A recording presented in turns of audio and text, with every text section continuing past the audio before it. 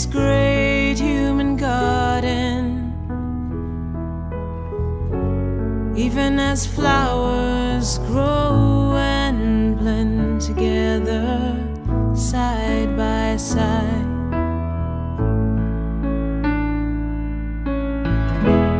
Love ye all religions, and all races, with the love that is true, true and sincere, and show that love through deeds, and show that love. Let all associate, therefore, in this great human garden,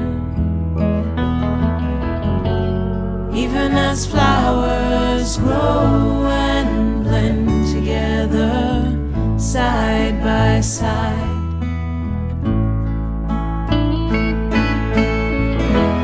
The tongue of grandeur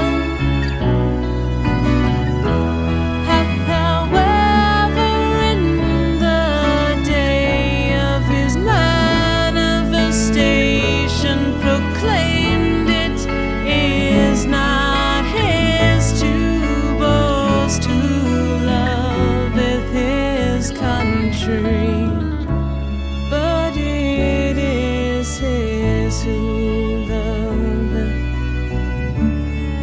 loveth the world.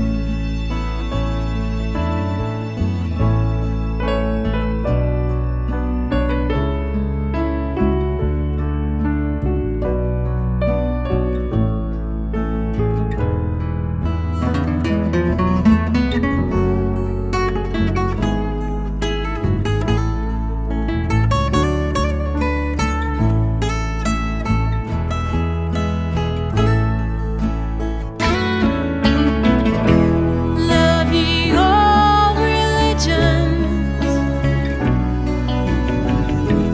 and all races, with the love that is true,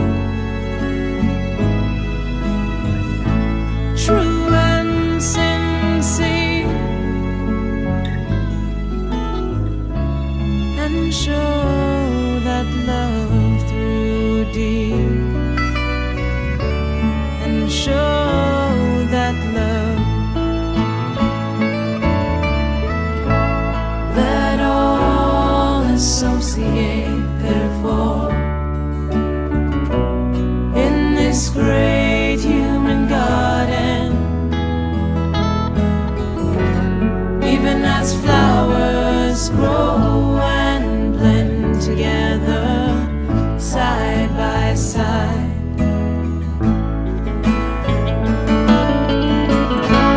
Let all associate, therefore,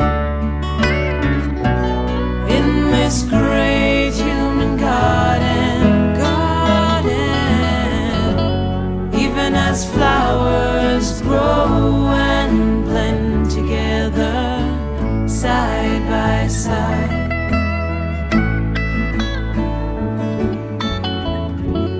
Even as flowers grow and blend together side by side by side.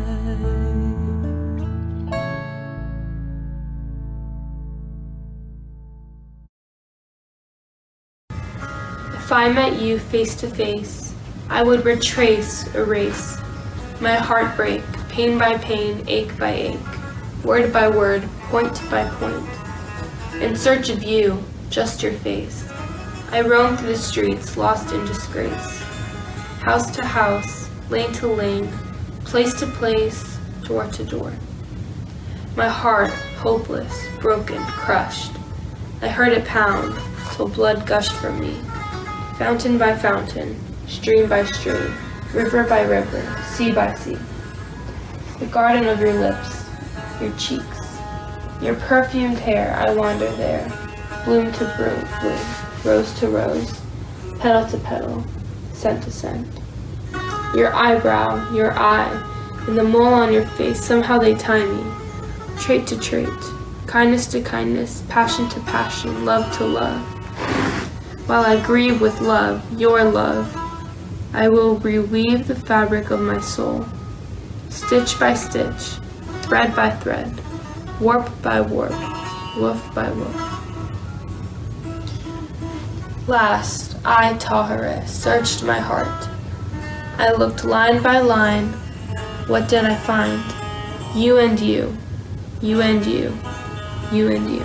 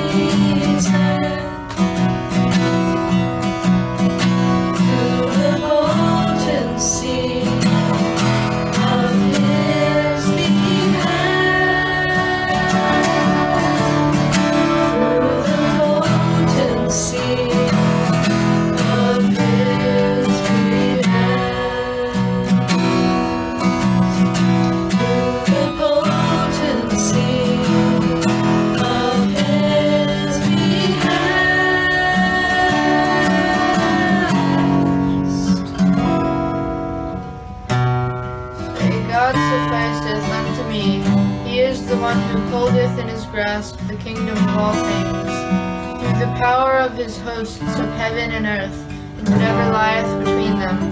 He protecteth whomsoever among his servants he willeth. God in truth keepeth watch over all things. Immeasurably exalted art thou, O Lord.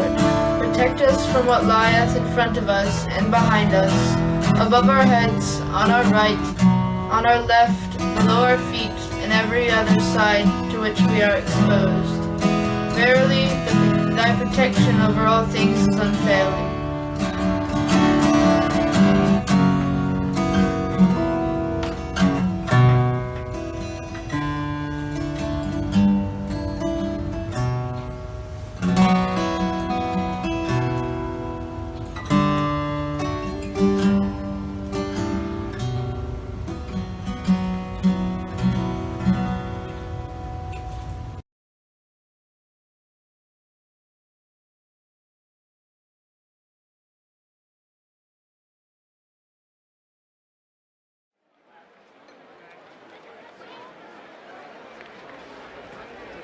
July the 9th, 1850, late morning.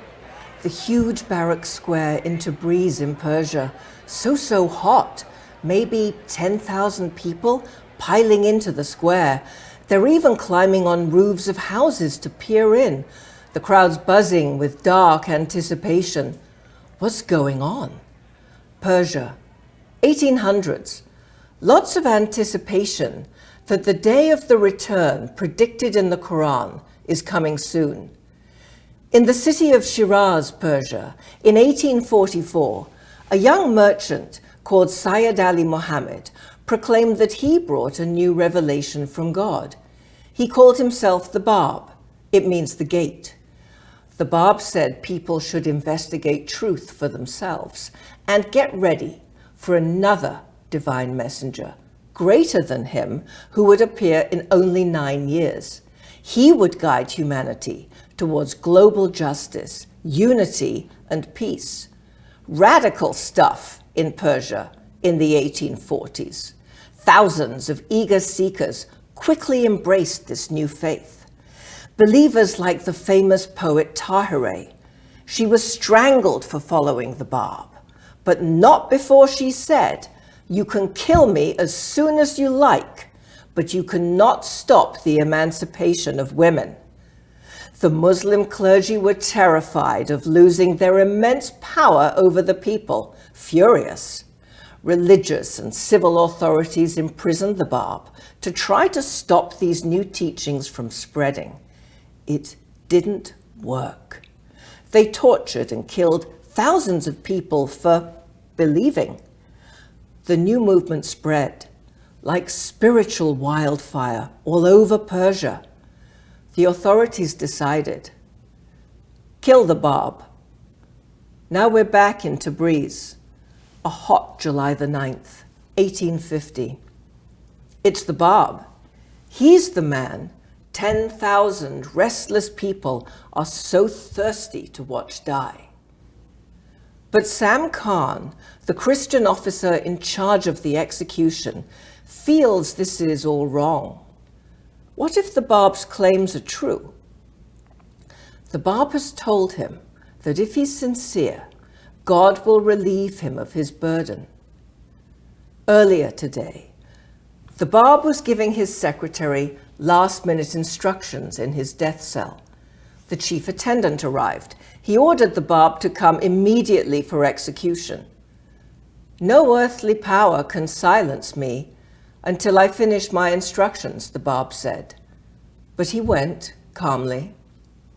Now, the Bab and an 18-year-old disciple, Muhammad Ali, are suspended by ropes from nails in the barracks wall. The young man's head rests on the breast of the Bab. The young man had seen the Bab in a dream, and he isn't afraid to die. The crowd's tense, eager. 750 soldiers stand in 3 files. The order. Each row fires. Deafening noise. Thick smoke from the rifles. Can't see. The smoke lifts. Uproar from the crowd. The Bab has vanished. Muhammad Ali is just standing there. The bullets have only cut the ropes. Where's the Bab? Everyone's shouting. Utter chaos. A frantic search. The Bab's found in his cell, quietly finishing his final instructions. He smiles, says he's ready to come back for his execution. But the chief attendant is terrified, and he quits his job on the spot.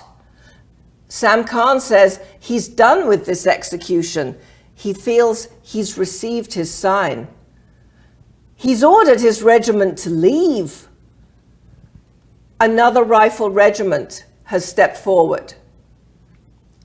The Bab and his companion are once again suspended in the air. Now the Bab speaks to the hushed crowd. Had you believed in me, O wayward generation, every one of you would have followed the example of this youth, who stood in rank above most of you, and willingly would have sacrificed himself in my path. The day will come when you will have recognized me, but that day I shall have ceased to be with you. The Bab's dignity, his melodious, soft voice and natural charm, his gentle yet compelling manner, his simplicity, his extraordinary eloquence and daring appear to affect many people. What if they've been wrong?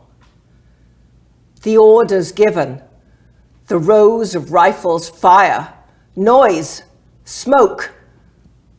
The two bodies are shattered. Yet the face of the Bab is untouched. The crowds leave slowly, vividly impressed by what they've witnessed. They're not sure the Bab was a criminal. Who was this extraordinary man? It's noon, Sunday, July the 9th, 1850. The bodies were thrown in a moat. Soldiers were put on guard, but two Babis stole the bodies while the soldiers slept. Now the Bab and his disciple rest in a shrine on Mount Carmel in the Holy Land. In 1863, a Persian nobleman known as Baha'u'llah, the glory of God, declared that he was the promised one foretold by the Bab. Baha'u'llah said he brought a new spiritual revelation from God to unite humanity, bring global justice and peace through the oneness of humanity. For these revolutionary teachings, Baha'u'llah was persecuted, tortured, imprisoned, and exiled for 40 years. The Baha'i faith has now attracted millions worldwide. The light of men is justice. The purpose of justice is the appearance of unity among men, wrote Baha'u'llah. Many years on from the shocking noise of the bullets of hate and malice that riddled the breast of the Bab, the acrid smell of gunpowder, the heavy smoke from the rifles, the shedding of the Bab's blood. Yet so it shall be, predicted Baha'u'llah, of the inevitable coming together of the human family. These fruitless strifes, these ruinous wars shall pass away, and the most great peace shall come.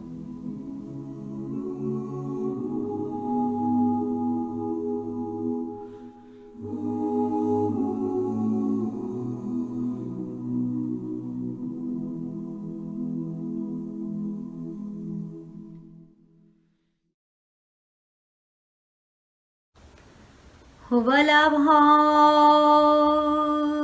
پروردگارا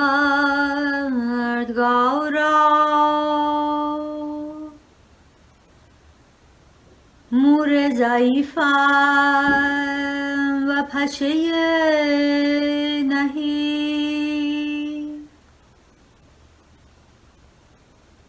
بال و پری شکسته دارم و پای از دوری بادیه حسرت خسته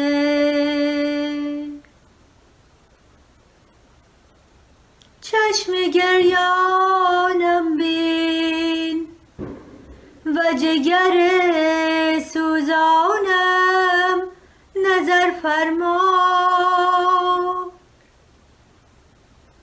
آه و فغانم جمعی طیور را به فریاد آورده و آه پر حسرت قلبم چون شعله سوزان به جان جهان آتش زده از افق ابرهایم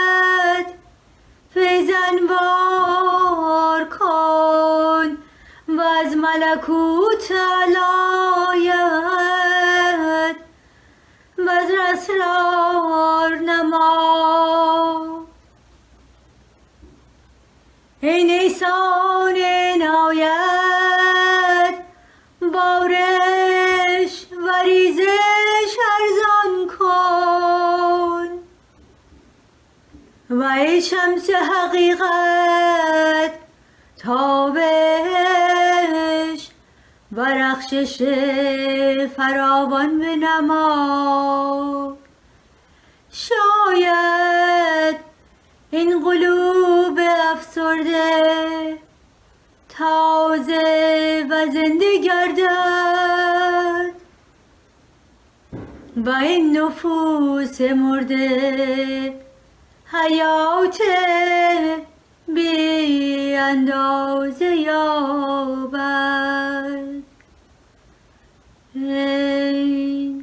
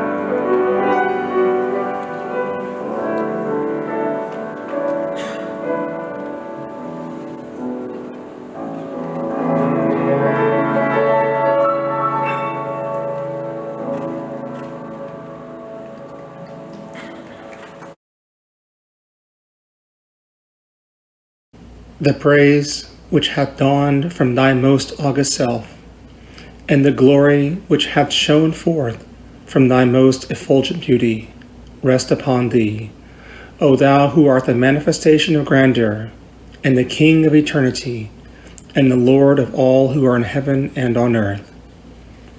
I testify that through thee the sovereignty of God and his dominion, and the majesty of God and his grandeur were revealed, and the day stars of ancient splendor have shed their radiance in the heaven of thine irrevocable decree, and the beauty of the unseen hath shone forth above the horizon of creation. I testify, moreover, that with but a movement of thy pen, thine injunction, Be thou, hath been enforced, and God's hidden secret hath been divulged, and all created things have been called into being, and all the revelations have been sent down. I bear witness, moreover, that through thy beauty, the beauty of the adored one hath been unveiled, and through thy face, the face of the desired one hath shone forth, and that through a word from thee thou hast decided between all created things. Cause them who are devoted to thee to ascend unto the summit of glory, and the infidels to fall into the lowest abyss. I bear witness that he who hath known thee hath known God, and he who hath attained unto thy presence hath attained unto the presence of God. Great, therefore, is the blessedness of him who hath believed in thee and in thy signs, and hath humbled himself before thy sovereignty, and hath been honored with meeting thee, and hath attained the good pleasure of thy will, and circled around thee, and stood before thy throne. Woe betide him that hath transgressed against thee, and hath denied thee, and repudiated thy signs, and gainsaid thy sovereignty, and risen up against thee, and waxed proud before thy face, and hath disputed thy testimonies, and fled from thy rule and thy dominion, and been numbered with the infidels whose names have been inscribed by the fingers of thy behest upon thy holy tablets.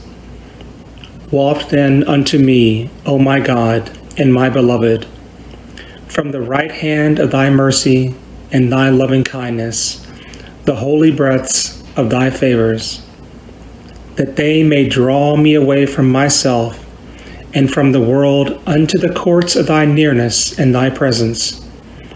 Potent art thou to do what pleaseth thee. Thou truly hast been supreme over all things. The remembrance of God and his praise, and the glory of God and his splendor rest upon thee, O thou who art his beauty. I bear witness that the eye of creation hath never gazed upon one wronged like thee. Thou wast immersed all the days of thy life beneath an ocean of tribulations. At one time thou wast in chains and fetters, at another thou wast threatened by the sword of thine enemies. Yet despite all this, thou didst enjoin upon all men to observe what hath been prescribed unto thee by him who is the all-knowing, the all-wise. May my spirit be a sacrifice to the wrongs thou didst suffer, and my soul be a ransom for the adversities thou didst sustain. I beseech God, by thee and by them whose faces have been illumined with the splendors of the light of thy countenance, and who, for love of thee, have observed all whereunto they were bidden, to remove the veils that have come in between thee and thy creatures, and to supply me with the good of this world and the world to come. Thou art in truth the Almighty, the most exalted, the all-glorious, the ever-forgiving, the most compassionate. Bless thou, O Lord my God, the divine lote tree, and its leaves, and its boughs, and its branches, and its stems, and its offshoots, as long as thy most excellent titles will endure, and thy most august attributes will last. Protect it, then, from the mischief of the aggressor and the hosts of tyranny. Thou art in truth the Almighty, the most powerful. Bless thou also, O Lord my God, thy servants and thy handmaidens, who have attained unto thee. Thou truly art the all-bountiful, whose grace is infinite. No God is there save thee, the ever-forgiving, the most generous.